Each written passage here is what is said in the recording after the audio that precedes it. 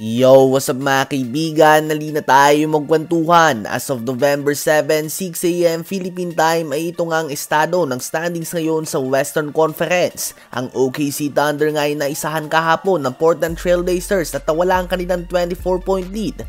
Ganun pa man ay nasa tuktok pa rin nga sila mga kaibigan sa record na 8 wins and only 1 loss. Isang team dyan na kapansin-pansin ay ang Los Angeles Lakers na hawak na ang number 2 seed sa West ngayon sa record na 7 wins and 2 losses matapos sa talunin nila kahapon ang San Antonio Spurs para makuha ang kanilang ikalimang sunod na panalo. Bago pa man nga magumpisa ang season na ito ay alam na ng madami na malakas talaga ang team ng Lakers, subalit hindi nga ganitong expectation o inaasahan na simula sa kanila lalo na't wala pa nga si LeBron James sa kanilang lineup. Nakapag-miss na din ng 4 games si Luka Doncic, couple of games naman para kay DeAndre Ayton at 2 games na rin ang out si Austin Reeves. Kaya naman madami ang namamangha ngayon sa pinapakita ng Lakers dahil hindi nga biro ang maging number 2 sa napakalakas sa Western Conference matapos ang almost 10 games na wala si LeBron at labas-pasok pa sa lineup ang mga starter ng team. Malamang sa buong career nga ni LeBron ay ngayon lang yata siya nakaranas kung saan nagagawa pa din ng kanyang team na manalo kahit na out siya.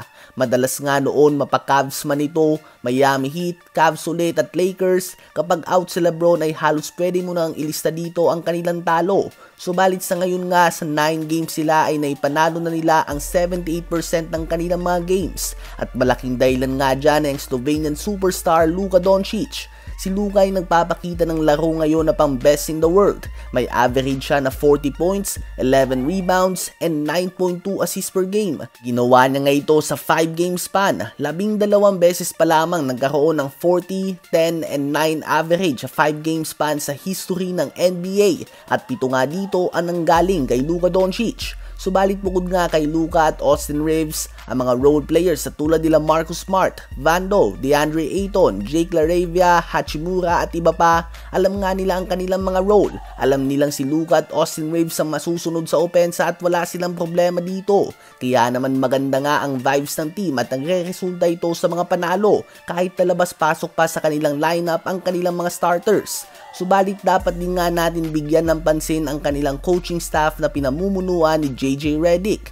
Nabanggit nga natin sa isang video natin na napakahusay ng trabaho na ginagawa ng head coach ng OKC Thunder dahil napakaganda ng kanilang record sa umpisa ng season kahit na wala pa si Jalen Williams sa kanilang team at nakapag-miss na din ng multiple games si Chet Holmgren. Well, si JJ Redick ay ito din nga ang pinagdadaanan niya ngayon at isang game lang nga ang pagitan nila ng reigning NBA champions. So kudos nga sa kanyang mga kaibigan at sa kanyang buong staff dahil dito ay madaming fans ng Lakers ang na-excite kung ano ba ang full potential ng team na ito kapag kumpleto na ang kanilang lineup at nakapaglaro na ang 4-time NBA MVP and all-time points leader sa history ng liga LeBron James. Ano ba masasabi nyo tungkol dito?